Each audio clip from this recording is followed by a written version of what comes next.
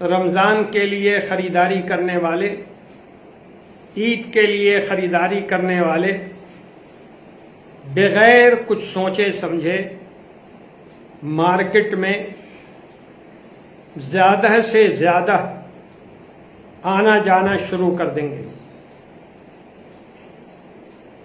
اور یاد رکھیے، یہ کیفیت، یہ بات پھر دوبارہ کورونا کو بڑھانے کی طرف ایک قدم ہوگا، اور پھر میڈیا آپ کو بدنام کرے گا کہ مسلمانوں کی وجہ سے یہ مرض پھیل رہا ہے اور بڑھ رہا ہے۔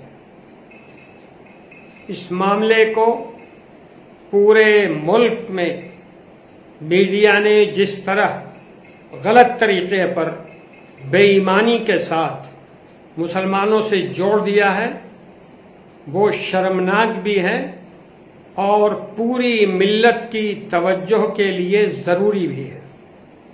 ہمیں ایسا کوئی کام نہیں کرنا چاہیے جس کی وجہ سے کسی درجے میں کسی کو غلط فہمی پیدا ہو جائے۔ بازاروں میں بھیڑ لگانا، دکانوں پر بھیڑ لگانا بالکل غلط ہے، اور میں بالکل نہیں سمجھ رہا ہوں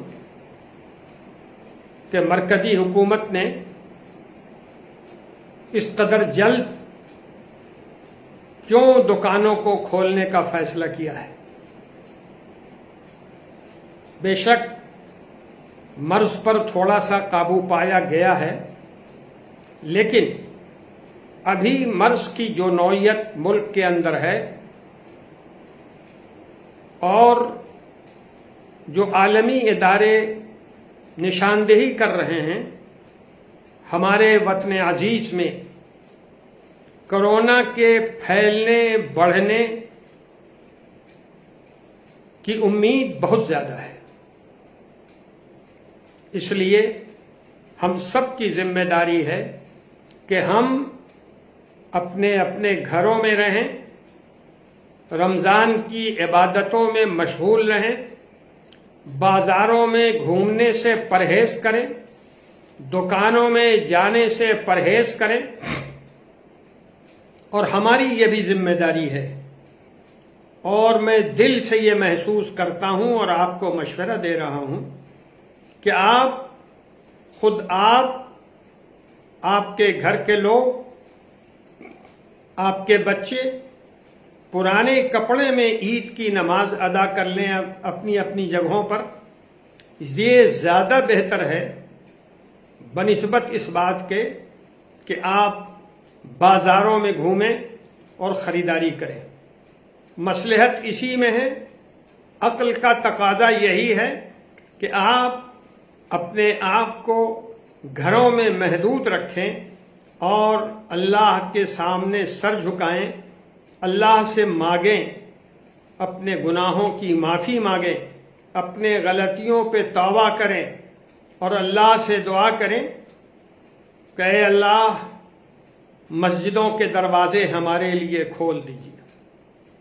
اور یہ یاد رکھیے، جب یہ مرض بالکل قابو میں آ جائے گا تبھی مسجدوں کے دروازے کھلنے کے امکانات ہیں۔ اس لیے گھر میں بیٹھ کر اللہ کو یاد کر کے اپنے گناہوں سے توبہ مانگتے ہوئے مسجدوں کے دروازے کے کھلنے کی دعا پورے اخلاص، پوری للہیت کے ساتھ کرنی چاہیے۔ بازاروں میں گھومنے کی روایت کو ختم کیجیے، خریداری کا سلسلہ بے حد ضروری سامان خریدنے کی حد تک محدود رکھیے، اپنے آپ کو اللہ کی یاد میں لگائیے، انشاءاللہ پورے ملک سے یہ مصیبت دور ہو جائے گی۔ والسلام علیکم ورحمۃ اللہ۔